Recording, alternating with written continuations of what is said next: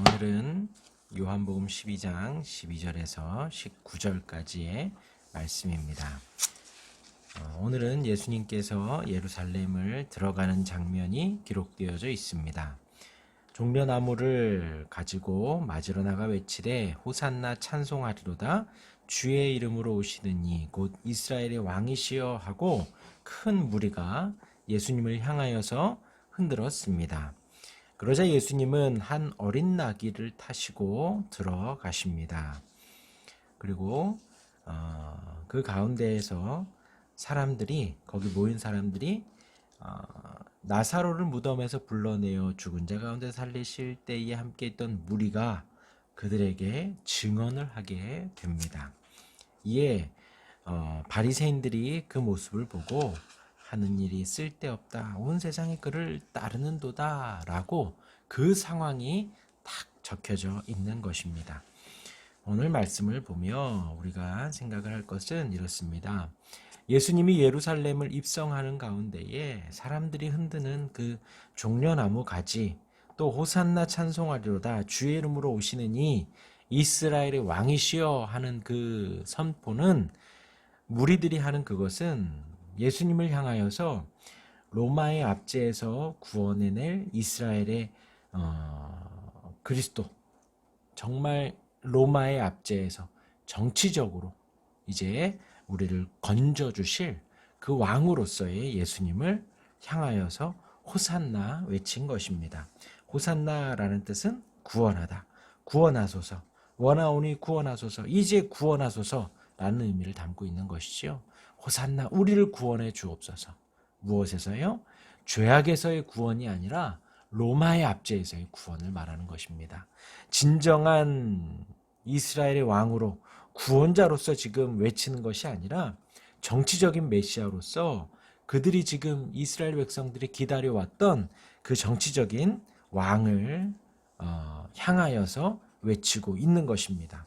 근데 이에 대하여 예수님이 이제 큰 백마를 탄 것이 아니라 어린 나귀를 타고 들어가시게 됩니다. 이 어린 나귀라고 하면 어떤 정복자로서의 왕이 아니라 평화의 사자로서의 왕으로 그 어린 나귀를 탄 것을 의미합니다. 이 어린 나귀라고 하면 평민들이 여행할 때 타는 그 말이 되어집니다. 그러니까 그 모인 유대인들은 예수님을 향하여서 정치적인 왕으로서 외치고 있는데, 예수님은 그에 부응하지 않고 나는 평화의 왕으로 왔다라는 것을 지금 이 두 가지 모습으로 보여주고 있는 것입니다. 이 상황에서 그렇게 막 외치고 소요가 일어난 상황에서 더불어서 지금 어떤 일들이 일어나냐? 사람들이 예수님에 대하여 증언하는 거예요. 어떤 증언이요? 나사로를 무덤에서 불러내어 죽은 자 가운데서 살리셨도다라는 거예요. 그러니까 지금 그 분위기는 한창 고조가 되어져 가고 있는 것이지요. 우리가 오늘 이 말씀에서 생각할 것은 그렇습니다. 예수님이 우리에게 오심은 메시아로 오신 것이지요. 우리를 구원해 주시는 분으로 오셨습니다. 그런데 여기서 외치는 호산나 찬송하리로다 주의 이름으로 오시느니 곧 이스라엘의 왕이시여, 이 말씀 또한 시편 118편에 나와 있는 말씀이에요. 그러니까 지금 무리들이 호산나 하고 외치는데 지금 이 모습은 너무나도 이상적인 모습인 거죠. 이 모습 자체는 예수님을 향하여서 우리를 구원하여 주시고 이스라엘의 왕으로 오신 주님 하고 외치는 것은 정말 이상적인 모습인데, 그런데 이들의 마음에는 로마의 압제에서 구원해내는 이스라엘의 왕을 향하여 외친 것이죠. 우리가 이 시대에 주님을 부르고 주님께 기도하고 주님을 호소하고 찬양을 하는데 그러한 마음이면 안 되겠습니다. 우리를 죄에서 구원해 주시고 우리를 죽음에서 건져주신 주님을 향하여서 호산나 외쳐야겠지요.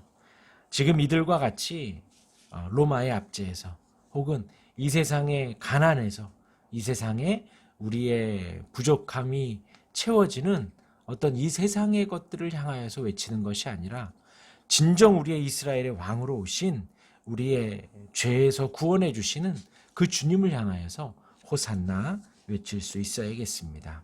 왜냐하면 우리 주님은 그 주님을 인식을 하고 어린 나귀를 타고 들어가셨기 때문이지요. 그리고 또 하나 우리가 생각할 것은 이제 17절에 나와 있는 사람들이 예수님을 향하여 증언했다라는 것이죠. 지금 나사로를 향하여서 나사로야 나와라 했더니 죽은 지 나흘이 되고 이제 냄새가 풀풀 나는 그 나사로가 걸어 나왔다는 말이죠. 그것에 대해서 사람들이 흥분하고 그것에 대해서 사람들이 너무나도 놀라워서 막 증언을 하고 있는 거예요. 증언을.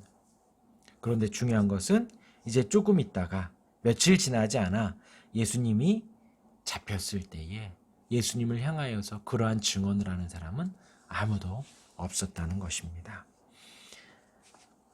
예수님이 십자가를 지셨을 때는 도망치고 침묵했던 것이죠. 우리가 예수님을 만나고 예수님을 알고 예수님을 고백하고 시인하는 찬양하는 하나님께 감사하고 기도하는 우리의 인생이 될 때에 지금 예수님의 이름 때문에 손해를 보고 예수님의 이름 때문에 잡혀가고 지금 예수님이 그러지 않았습니다. 예수님은 우리를 위하여 기적을 베풀어 주셨고 우리를 살려주셨고 고쳐주셨습니다. 나중에 십자가를 지셨을 때 아무도 그런 사람이 없었다는 거예요. 자기의 손해 앞에서는 자기의 결박 앞에서는 예수님의 무죄를 증언하거나 예수님이 행하신 그 하나님 나라의 일을 증언했던 사람은 아무도 없었다는 것이죠. 예수님께 가장 필요한 상황일 때는 그 자취를 감추었다는 것입니다. 우리의 인생이 그렇게 되면 안 되겠죠? 주님 우리에게 주신 그 은혜, 우리에게 베풀어 주신 그 사랑과 긍휼하심을 어떠한 상황에서도 증언하고 고백하는 우리가 되어야겠습니다. 오늘 말씀 기억하시며 언제든 호산나 찬송하리로다 이스라엘의 왕이여 나의 왕이여 외칠 수 있는 우리가 되기를 바라고 그 주님은 진정한 나의 왕으로 오셨습니다.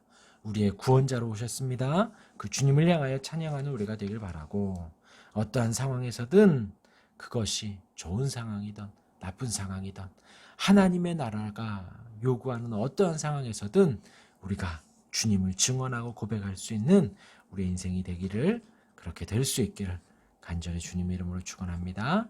아멘. 기도하겠습니다.